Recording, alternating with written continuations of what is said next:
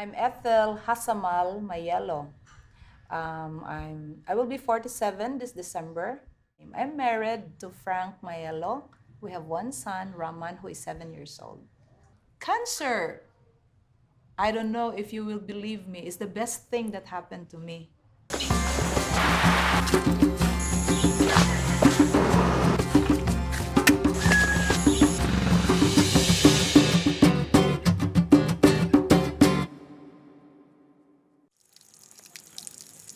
November, I was taking a shower.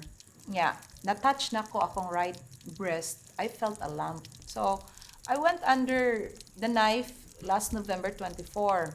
When I regained consciousness, I looked down. Of course, it was taken out and it was cancer. When I found out about it, I had mixed feelings. The first feeling was I got very desperate ba because I have a 7-year-old son. If I will go, what will happen to my son? Basically, cancer is chronic. It is a chronic process of accumulating toxicity, a chronic process of accumulating deficiency in your body, accumulating bitterness inside your heart, repetitive stress day in, day out without relaxation, etc., etc. Then eventually it leads to cancer. My doctor informed me the next step is chemotherapy. Build your strength, build your energy so that you will be ready. So when I heard him, I'm like, what kind of therapy is that? That I have to build everything to be ready. So I started researching about chemotherapy. The success rate is very low. For breast cancer, the survival rate is less than 2%. What kind of thing is that to say you survive, but it's only 5 years? So I thought there must be a better way of handling this problem. Usually in medical school, I learned only of 3 options when it comes to cancer. Surgery, meaning you remove the tumor. Chemotherapy, meaning you burn the tumor using expensive medicine. And radiation therapy, using radiation to decrease the size of the tumor. There is a big difference between short-term health and long-term health. Short-term health, you treat the symptom. Long-term health, you treat the root cause. After all, we have been cutting tumors for so many years. We have been bombarding tumors with expensive medicines. We have been radiating tumors for so many years, and yet look at what is happening. Cancer is becoming very, very common nowadays. No one can deny that fact. 1 week after my surgery, I still had my bandages and everything. I came to Wellness Land to listen to the orientation. So I was still very vulnerable, very scared, very troubled. Really, you can say at the lowest moment of my life. He wrote something, replace fear with, and he showed it to me. He wrote the word trust. Sometimes I tell my patients, okay, if you have a cancer, maybe the tumor is calling upon you to relax. Or maybe the tumor is telling you to stop eating too much meat or too much processed food or too much junk foods. Or maybe the tumor is telling you to let go. You've been holding on to a lot of tension for so many years. The tumor really, to me, the way I understand it now, it is a divine intervention.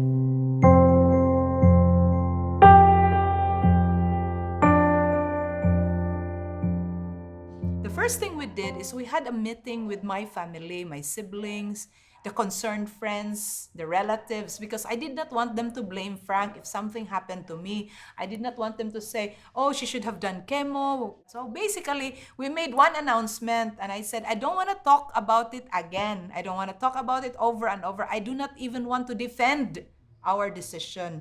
Okay, we don't need any negative comments around us. We want to be as positive and as healing as possible.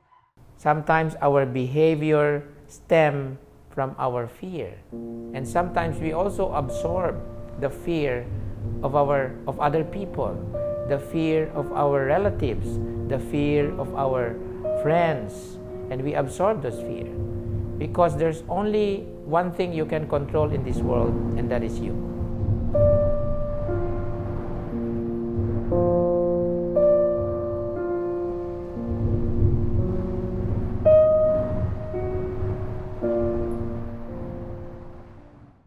with my path to healing, Wellness Land really helped me with it. The protocols I followed, I did the oil pulling, I did the calamansi, all the morning habits. Every week I came for my IVs, no? I took vitamin D3 and all the other supplements. Eating organic vegetables. I buy my organic produce at Honduras every Saturday.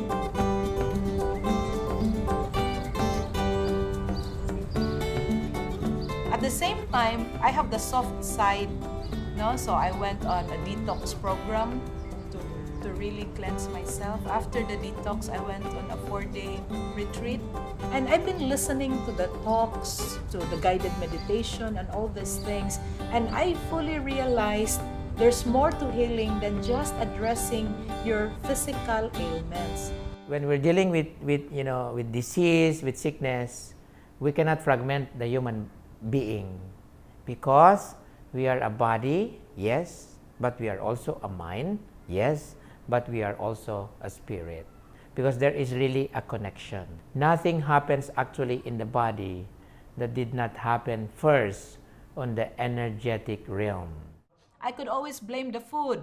I could always blame the stress. I could always blame the environment. I could always blame many things. But I really truly believe it was me inside that caused it, because I was caustic and bitter and angry and anxious. I don't know, it sounds corny to people, pero you have to have cancer na lang so that you will believe love is the answer. Love is the answer, and forgiveness is the way to love. If you cannot forgive, you cannot truly love. If you cannot truly love, healing cannot truly flow.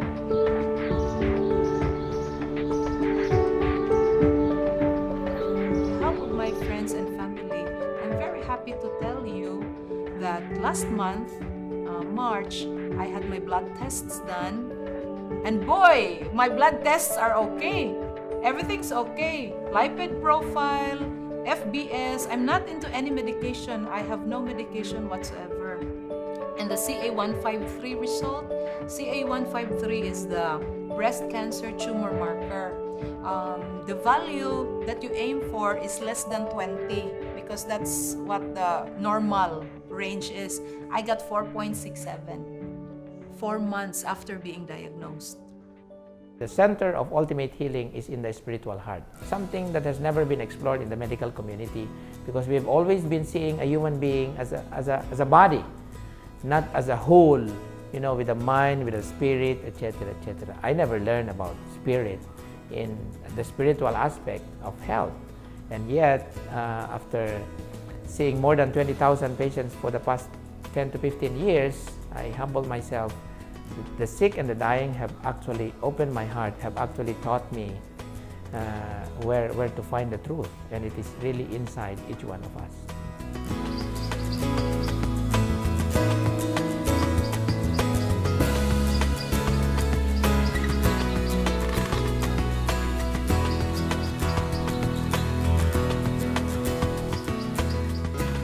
I am not scared, and I want to share to everybody who has cancer not to be scared. No, it's a journey like everybody else is taking. We're all gonna die. It's just a matter of when. The most important thing now is not what you're dying of, but what you're living for.